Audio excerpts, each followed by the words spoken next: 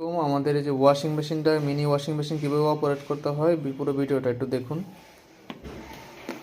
পিছনে যে প্লাগটা লাগাইতে হবে এবং বিদ্যুতে যখন লাইন দিবেন তখন এখানে একটা বাতি শো করবে এবং পাশাপাশি এখানে আপনার পাওয়ার বাটন আসবে।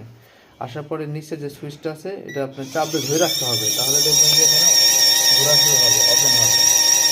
কিন্তু আমরা অনেক সময় যেটা ভুল করি সেটা হলো এখানে শুধু টাচ করি, তো টাচ করে ধরে রাখতে হয়। আবার যদি আপনি এখানে টাচটা চেঞ্জ করেন 2 মিনিট, ওখানে ওপেন হয়েছে। আবার দেখেন আপনি 15 মিনিটে যদি আপনি টাচ করেন 15 মিনিটে যাবে।